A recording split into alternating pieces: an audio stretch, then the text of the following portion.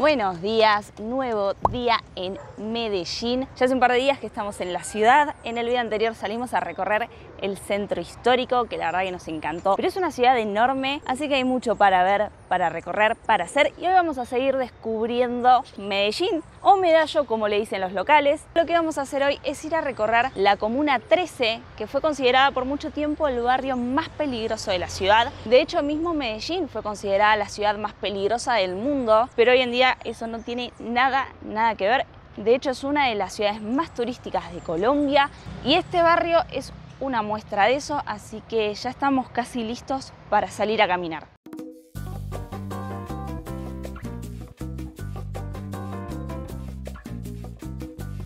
Por acá estamos con los chicos de Pancha La Vida que vamos a hacer el recorrido. ¿Qué compraron?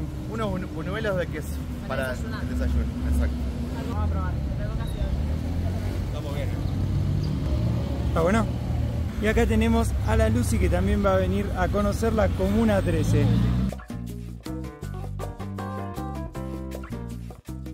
Miren por acá las vistas que tenemos ya de la comuna. Acá adelante tenemos también la estación de metro San Javier.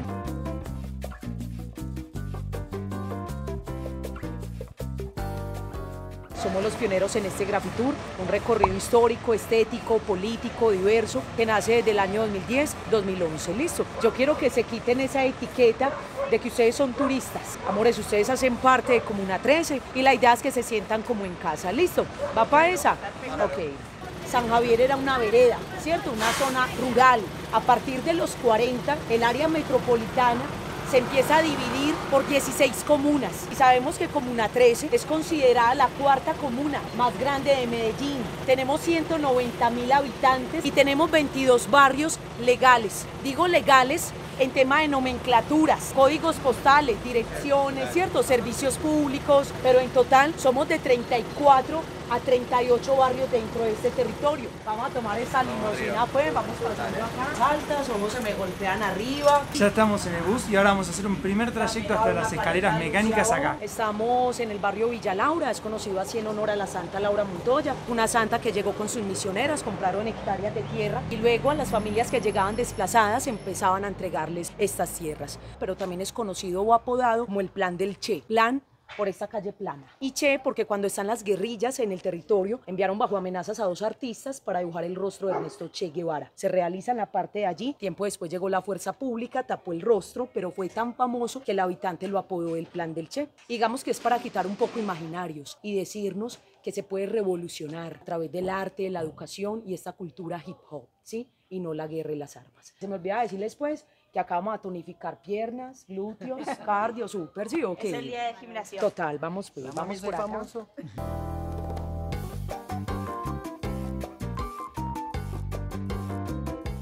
Vamos a empezar a recorrer ahora sí a pie la Comuna 13. Estamos en una zona que se llama el Balcón de la 13. Esto antiguamente era una trocha, un camino de tierra, de barro, que dificultaba un poco el acceso, pero ahora se formó toda una zona donde uno puede transitar, suben y bajan las motos de hecho, y eso hace que todos los barrios de la comuna se unan.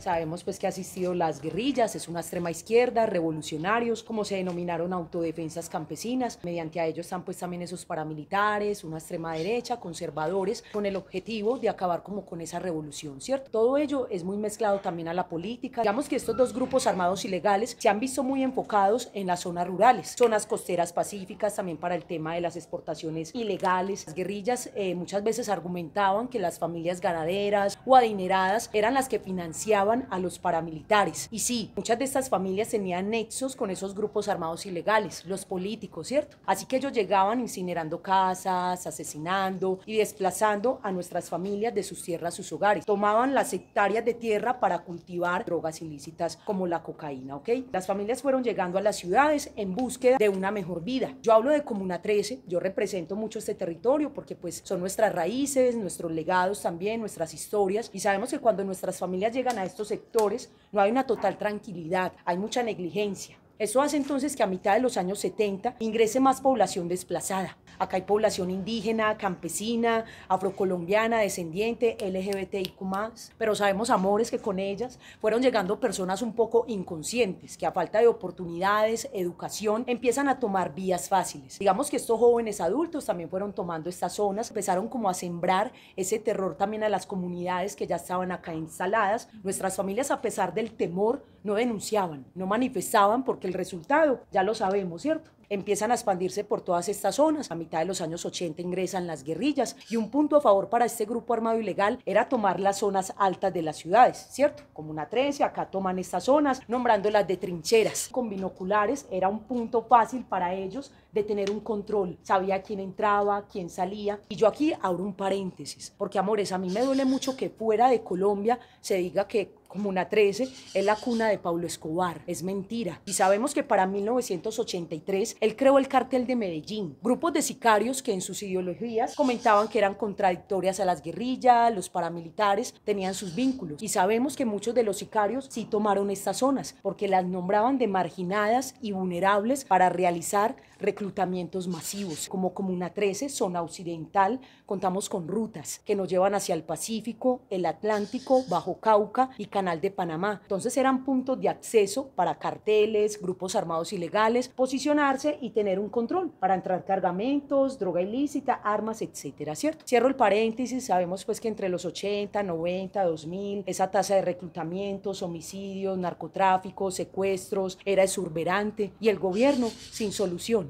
Los paramilitares empiezan a tener muchas alianzas, muchas conexiones con la fuerza pública. Entonces, amores, nace un conflicto armado interno entre estos dos grupos armados ilegales, guerrillas paramilitares. Es muy importante también reconocer que todo tiene que ver también a través del narcotráfico. Entonces no es solamente el paramilitarismo, sino que es el narcoparamilitarismo. No es la guerrilla, sino la narcoguerrilla. Y no es el Estado, sino el narcoestado, porque esa es la realidad de este país. Digamos que por las posiciones de los grupos armados ilegales dentro de este territorio va también a la tarea del enfrentamiento, ¿cierto? El cruce de fuego. Entre esa mitad de ese cruce de fuego, la población civil inocente. Hay registros entre los 80 y 90 de 6.000 a 8.000 personas asesinadas dentro de este territorio, sus alrededores, y en un 80% el causante a esas muertes fueron las balas perdidas. Para 1998 está el gobierno de Andrés Pastrana, gobernante de derecha. No tienen como poder, no tienen como dinero para traer otras metodologías, sino que vamos a Comuna 13 y vamos a realizar operaciones. Más guerras, más injusticias. Entraban los grupos de policías, soldados, y volvía esa nueva temática,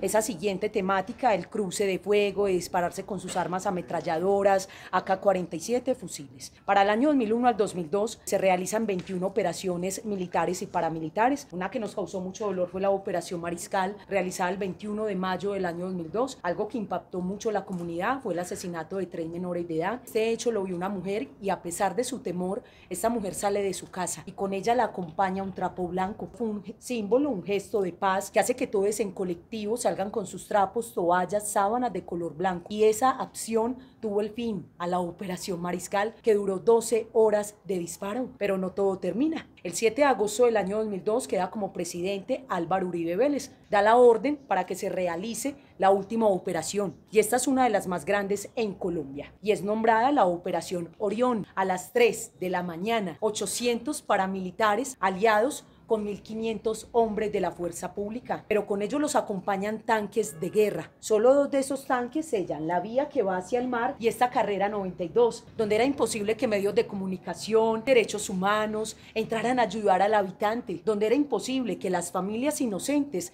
escaparan. También se tiene esa alianza con el gobierno norteamericano, y desde Estados Unidos envían 2 helicópteros Black Hawk, utilizados en guerras masivas. Helicópteros contando con calibres .50, capaz de destruir un carro, mitad de casa, y con la orden para la Orión desde los aires de apuntar y disparar hacia el territorio, sin importarles esas generaciones que estábamos peques, sin importarles estas familias guerreras, arrieras, inocentes, simplemente disparen. Si eran un hombre con barba larga, aretes, tatuajes, lo señalaban de marica, de homosexual. Decían que hacían parte de la guerrilla. Subraya como el tema del enemigo interno, que como a través de las apariencias hacían pasar a un joven artista también, líder, por medio de ser un revolucionario, un guerrillero, un delincuente. La Orión duró 72 horas. En este lapso de 3 días dejan entre 7 y 18 personas asesinadas, 50 a 80 capturas ilegales y entre 100 a 300 desaparecidos, desaparecidas,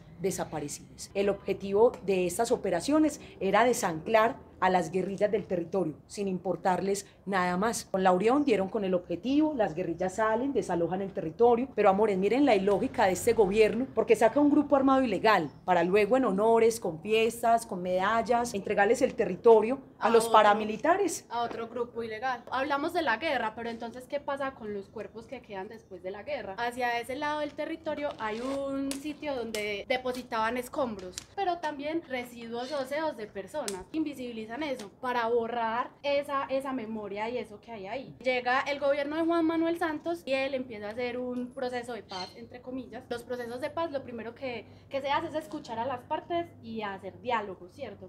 Mucha gente, comunidades, personas que hacían parte de esos grupos concordaban con que en ese espacio habían fosas comunes y empezaron a buscar y encontraron alrededor de 313. Y se estima que hayan muchísimos más. Más de 1000 cuerpos, sí. Más de 1000 cuerpos desaparecidos y se estima que sea una de las más grandes de América Latina. Es muy complejo, ¿cierto? Como a través de todo ese dolor y todos esos muertos que hay debajo de la tierra surge la fuerza para crear otro tipo de propuestas, otro tipo de formas de vida. ¿Cómo resurge también todo eso? A mí me duele un montón que en Colombia haya más reparación para los victimarios que para las mismas víctimas. Un paramilitar, un guerrillero se desmoviliza, a veces le dan carros, escoltas, casas, una familia, una madre cabeza de hogar con sus 5 hijos, denuncia un desplazamiento, a los días le asesinan 3 de sus hijos por estar denunciando, manifestando como esas causas. Entre el año 2004 y 2005 empiezan a surgir las bandas criminales, pues tristemente nos habitan, están en Medellín, en Colombia, en muchos países del mundo, lugares del mundo,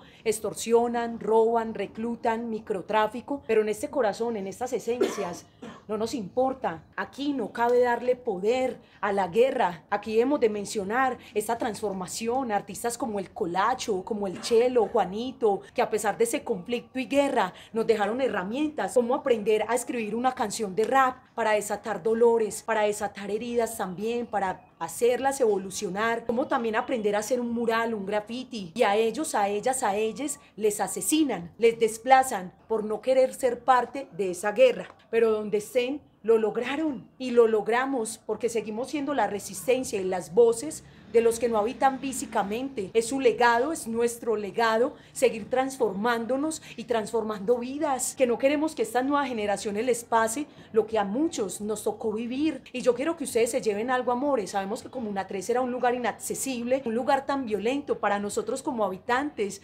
imposible caminar, expresarnos, gritar, somos diversos, somos raperos, raperas, gays, lesbianas, porque era un blanco para asesinarte. Hoy en día, gracias a las sedes culturales, a los espacios, han formado no solo artistas, seres humanos. Hay otras oportunidades de vida porque a través del hip hop sí se puede lograr salir adelante. Llévense en esto, a Comuna 13 la transformó. La comunidad, la resiliencia, los artistas, las lideresas, nosotros, nosotras, nosotres, transformamos un territorio en guerra. Quiero decirles que acá directamente estamos en el Parque Infantil Sergio Céspedes Serna. Este es un parque en memoria a la vida de Sergio, un niño de 10 años de edad asesinado en el año 2011. Acá tenemos el parquecito y en la parte de abajo tenemos el tobogán. Amores, recordemos cuando éramos peques, sabemos que nuestras peleas duraban segundos. Muchas veces de adultos peleamos y nuestras peleas duran meses, años o incluso toda la vida. Entonces esta invitación es para que siempre resaltemos ese niño interior, ¿sí o qué? Entonces vamos a tirarnos de cabeza.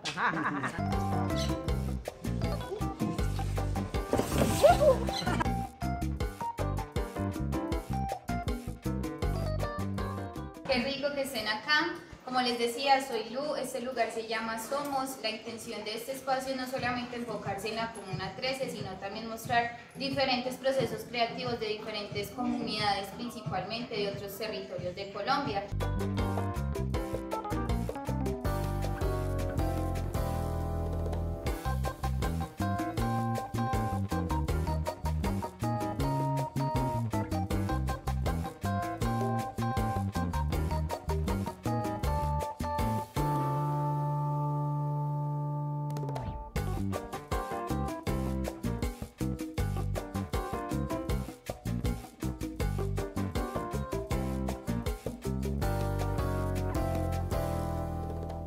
Visitamos Somos 13, que es un espacio cultural que cuenta un poco no solo la cultura de la comuna y de Medellín, sino de todo Colombia. Engloba distintas culturas, distintas comunidades, formas de expresarse. La verdad que por ahora el tour está muy interesante, estamos aprendiendo mucho sobre esta comuna de Colombia que tiene un pasado de mucha violencia, pero que eligieron salir adelante a través del hip hop, a través del arte, y están en un proceso de transformación constante. Fíjense cómo está construida acá la comuna sobre la montaña. Por ahí tenemos uno que dice Medellín, que chimba, todo construido en la ladera.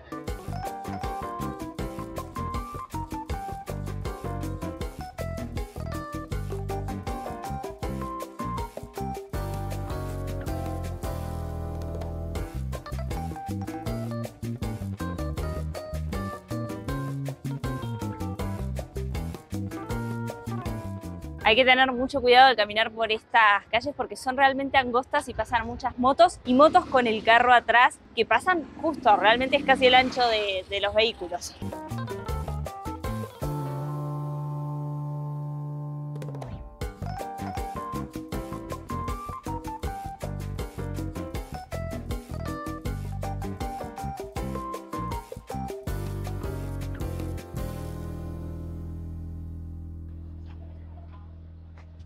Acá tenemos 3 de los primeros que llegaron entre tantas familias. Mire que si detallamos esta obra, representa también el pasado. Miren las casitas de madera, ¿cierto? El cartón. Acá ya estamos hablando a finales de los años 80. O sea, las mismas familias desde sus luchas empezaron a transformar también sus viviendas con el tema del ladrillo amarillo, que digamos que es de los más económicos. Y también están los proyectos, como lo es el servicio público, ¿cierto? El cableado, la electricidad. Anteriormente a esto acá le nombraban las telarañas porque no eran instalaciones tan adecuadas, así que los cableados nos pasaban por mitad de cuerpo, un peligro también. Tenemos el proyecto del balcón de la 13 y en esta parte de acá sabemos que toda esta inspiración, todo este tema del muralismo, el graffiti, surge a través de los recorridos, ¿cierto? Estos recorridos que realizamos. Y acá tenemos el desarrollo de las escaleras eléctricas que ahorita se los estaremos comentando. Miren allí también cómo se plasma la escombrera arenera, en la parte de arriba el helicóptero Black Hawk. Ahora tenemos unos 10 minutos para caminar por libre acá en los alrededores para seguir descubriendo murales. La comuna 13, como muchas otras comunas de Medellín, fue habitada en comienzos por campesinos, por indígenas, por gente que no tenía la capacidad económica para poder comprar un terreno y construirse una casa, entonces se venían a la parte alta de las ciudades. Y acá arriba justo hay una casa que está pintada de blanco y celeste que recuerda mucho a las casas que estuvimos viendo en los pueblos, hechas con maderas de color. Y esto es porque la gente que venía a estos lugares traía igualmente sus costumbres y también nos contaban que, bueno, los murales fue todo un proceso poder empezar a hacerlos y demás. Al principio la gente no quería que le pinten las casas porque pensaban que eran vándalos y hoy en día es la misma gente la que llama para que le pinten su casa. Si uno mira hacia adelante en las construcciones, los grafitis, los murales, llaman muchísimo la atención. Y no son solamente dibujos o pinturas, sino que cuentan siempre una historia.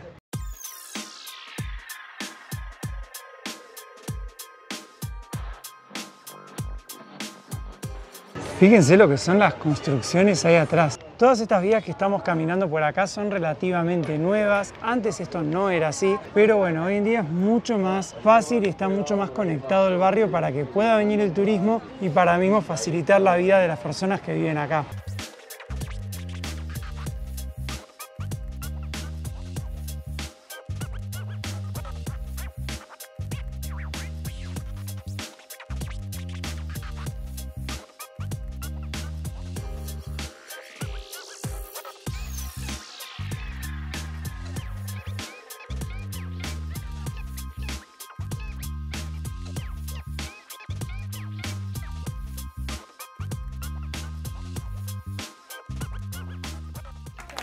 Bueno, mi gente, si les gustó el show, no se olviden que el aporte es totalmente voluntario, pero súper necesario. Las escaleras eléctricas costaron más de 10.000 millones de pesos. Los habitantes dijeron, bueno, con tanto dinero, ¿por qué no se hicieron mejoras de vivienda? ¿Por qué no se ayudaron con temas educativos, de salud? Es una mirada muy amplia, pero yo como activista y como habitante de este territorio, amores, yo le doy mi punto a favor, independientemente de todo. Gracias a esas escaleras eléctricas y a estos recorridos, amores, ustedes han visto que son más de 1.000 familias que tienen sus negocios, sus emprendimientos. Muchos de los mayores de no tienen una pensión, pero gracias a estas oportunidades, propuestas, iniciativas, tienen un trabajo digno y en su mayoría propio. Y es importante resaltar la calidad de vida a estos habitantes también. Nos sentamos con una arepa y un aroma tremendo, así que acá la compramos 8.000, una para ir comiendo entre los dos mientras vamos caminando.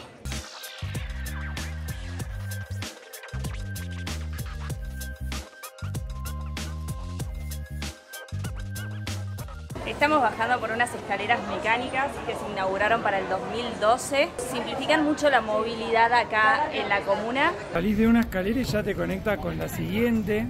Debe ser uno de los pocos lugares del mundo que tiene escaleras mecánicas para subir y bajar, a pesar de que, bueno, uno está al aire libre, ¿no? Pero nada, miren lo que es. Increíble, la verdad. Y allá ya está la escalera que sigue. Desde la 13. Chicos, ¿de dónde nos acompañan? Argentina, saludo a todos los pibes, mi hermano. Y Uruguay, la garra charrúa. Nos van a regalar ahí palabritas random, cualquier palabra. Estoy loco de remate. Argentina y Uruguay, expertos en el mate. Así es el rap en la 13, nea. En Medallo somos pa' las que sea. Messi era el papá jugando en el Barcelona, pero el papá sigue siendo Diego Armando Maradona. Primero lo primero con mis versos y que viva la unión de Peñarol y San Lorenzo. Tengo el estilo, domino en el ritmo, mira como la cope toda la historia. Muchos dijeron que no lo podía y toda la rima viene a la memoria. Yo tengo una profecía y me la enseñó el Señor y el Mesías. Porque Colombia no es solo Pablo y cocaína. Somos las rimas, somos las tarimas. Somos el campesino, la tormenta que se avecina. Somos el arte y la poesía y los que sin conocerte te decimos buenos días.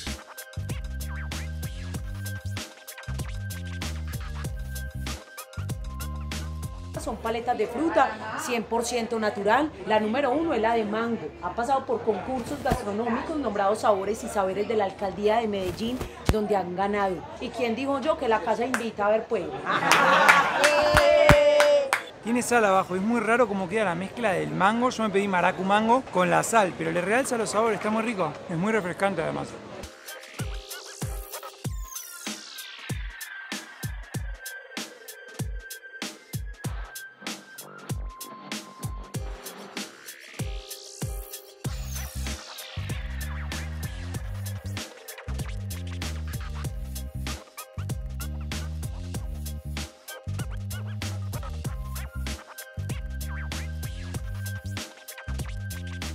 Terminamos el tour, estamos en Casa Colacho, que queda solo a una cuadra de la estación San Javier, que es donde comenzamos el tour, y a donde regresamos después de recorrer toda la parte del balcón de la 13. Casa Colacho no solo hace el Graffitour que hicimos nosotros hoy por la comuna, sino que también les enseñan a los chicos el arte de cantar, de pintar y demás. La escuela para que los niños aprendan es gratuita porque se financian justamente con los tours que uno hace a la Comuna 13, así que si están en Medellín y quieren hacer un tour por la Comuna 13, busquen Casa Colacho, que el tour es súper recomendable y además van a estar aportando a la comuna. Por acá también tienen una tienda donde venden todas cosas que se hacen acá. Colacho era el nombre de un artista que tenía el sueño de crear espacios como este. A él lo mataron hace varios años ya, pero que haya muerto su cuerpo no quiere decir que sus deseos, porque este lugar es lo que él hubiera soñado. Así es. Así que ahora nos queda hacer una actividad sorpresa. Vamos a marcar que estuvimos en este bello territorio, ¿ok? Una estrella fugaz.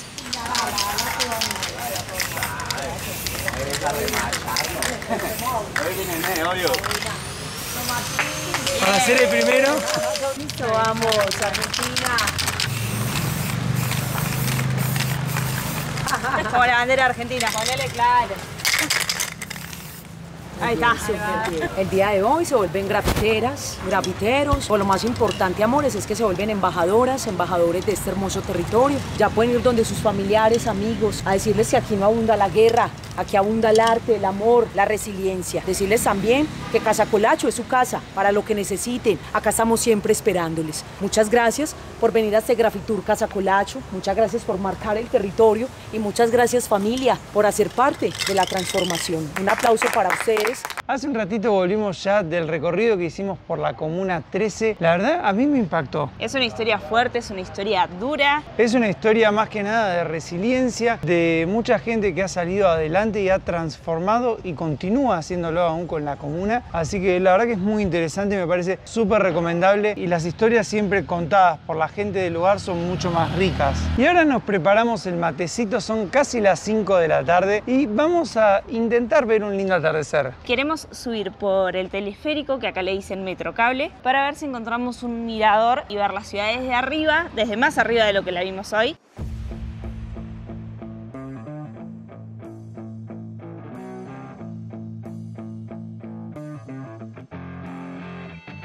A subirnos. Opa. Vamos a ver qué onda.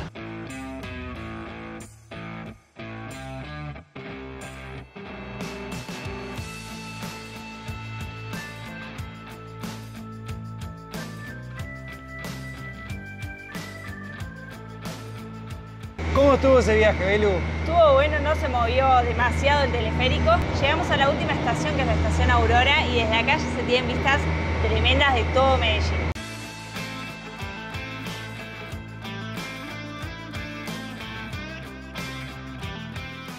Y encontramos un mirador que está como afuera del hospital, pero increíble. Miren lo que son las vistas que tenemos desde acá. Por allá venimos con el Metrocable que viene pasando por arriba del cerro. Por acá se ve todo el valle de Aburrá, construido casi completamente. La verdad es increíble lo lindo que es Medellín y las vistas hermosas que tenemos desde este mirador espectacular. Por allá ya cayó la noche y fíjense cómo se ve la ciudad hermosa, toda iluminada.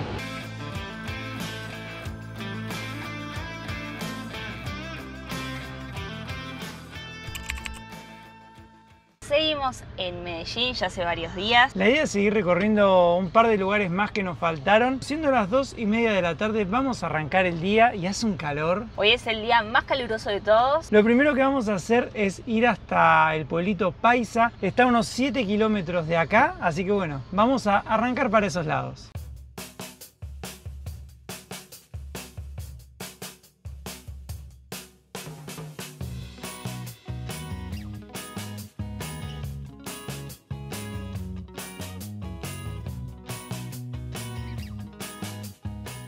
Llegamos ya al estacionamiento del pueblito Paisa, así que bueno, por ahí queda Blanquita y por acá vamos a tener que subir nosotros por esta escalerita. ¿Estás lista para ir a conocer el pueblito? Empecemos a subir. Lo bueno que veo que hay bastante sombra. Mientras vamos subiendo les cuento que el pueblito Paisa está construido sobre el cerro Nutibara, en el centro de Medellín. Hay muchos senderos para hacer en este cerro y es un lugar muy natural a pesar de que estamos en el centro de una ciudad enorme.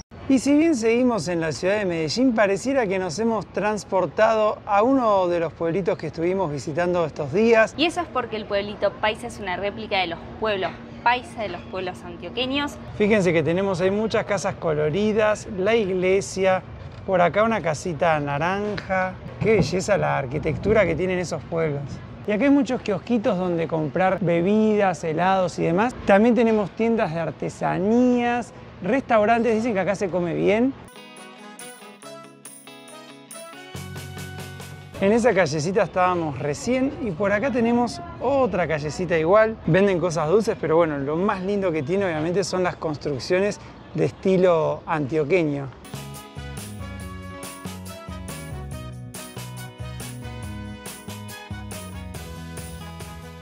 Y como estamos en la cima de un cerro, desde acá también hay lindas vistas de la ciudad. Se ve lindo allá atrás, ¿eh?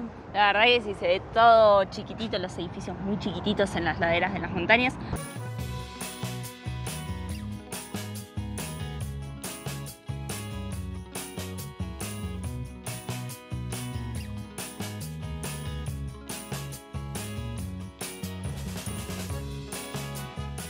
La verdad que me parece una linda representación de un pueblo paisa. Me gusta además el eslogan de aquí todo florece. Por acá tenemos una casita con muchas plantas y por acá tenemos, miren, gorras, remeras. De acá se pueden llevar un lindo recuerdo, venden de todo un poco. Por acá tenemos una representación de un paisa, tiene la vestimenta típica del campo y paisas como se le dice a la gente que vive en esta zona y alrededores. Acá tenemos una representación de una chiva. Está lindo el pueblito paisa. Está bonito, es súper chiquito, está la cuadra que simboliza la plaza con la iglesia y algunas casas y 2 calles más donde hay recuerdos y hay restaurantes también. Más lindo igualmente es visitar un pueblo real paisa, pero este está en el medio de Medellín, así que si no tienen tiempo de ir a alguno, vengan acá.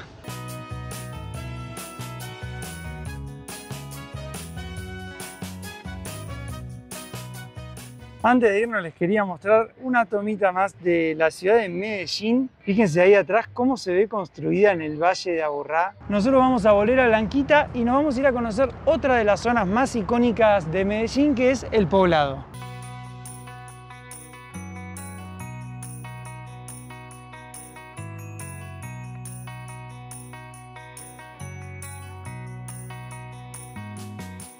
Hace un ratito llegamos ya a la zona de El Poblado, es la comuna 14 de Medellín, es la zona más lujosa de la ciudad y hace mucho calor como les hemos contado, así que estacionamos ahí a Blanquita, atrás está La Pancha y el matecito hoy lo mudamos para afuera.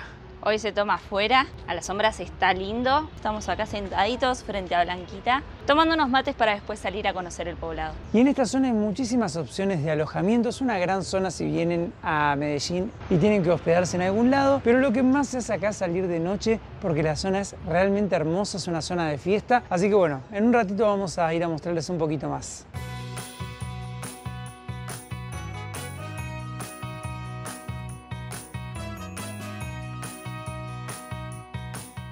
¡Qué linda te pusiste! Gracias. Vamos a pasear por la zona más exclusiva de Medellín, así que tenía que estar casi a la altura.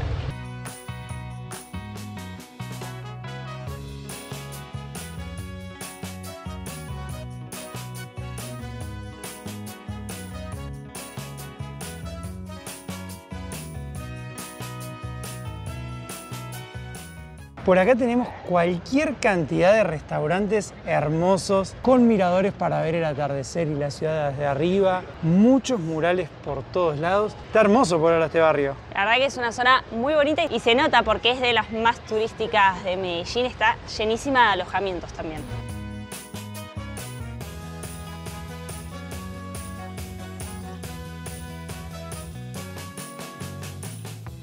Acá tenemos todos puestos de artesanías y si los miran de atrás parecen los pueblitos paisa, miren, qué copado, vamos a ver qué venden. Miren, hay cosas de cuero, cosas de billutería, por allá atrás tenemos gorros, relojes, por acá piedras preciosas. Hay de todo para llevarse de recuerdos de Medellín y de Colombia en general.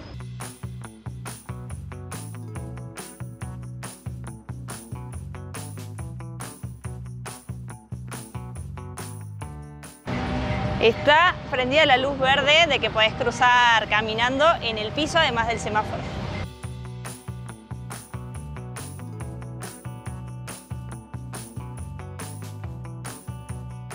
Caminando llegamos al Parque Lleras, donde está la movida acá en El Poblado. Y es increíble la cantidad de bares, restaurantes, boliches que hay por acá, pero increíble la cantidad.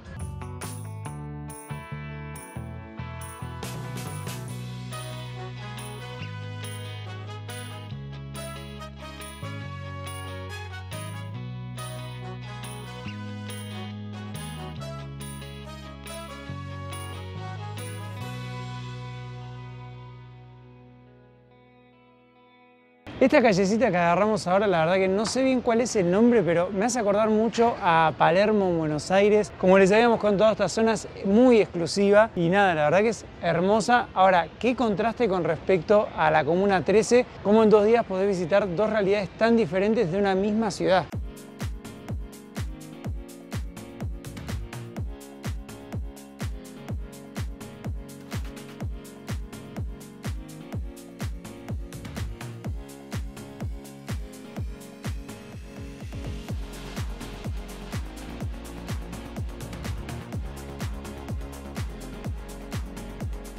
Llegamos a la calle Provenza, una de las calles más cool del mundo, según la revista Time Out. Si allá adelante había bares, acá explotan. Karol G le dedicó una canción a esta calle, así que imaginen lo importante que es en Medellín para la movida nocturna.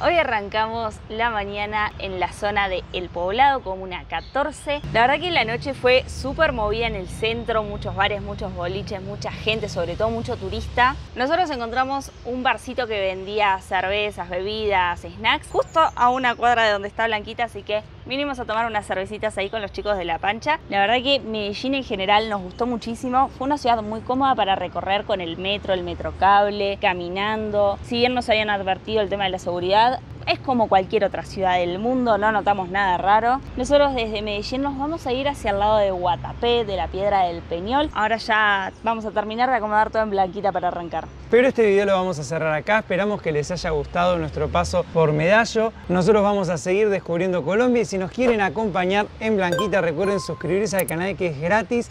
Nos ayuda un montón a seguir creciendo. También recuerden usar nuestros links de afiliado. Pueden contratar asistencia al viajero con ASIS 365 con un 5% de descuento con el código CAMINANDO. Esa es la asistencia que usamos nosotros para viajar y se las recomendamos. Y también tienen un 5% de descuento en HolaFly para contratar un chip para su viaje y tener internet ilimitado para estar conectados. Así que bueno, gracias de antemano si usan esos links y nos vemos en el próximo video de Caminando el Mundo.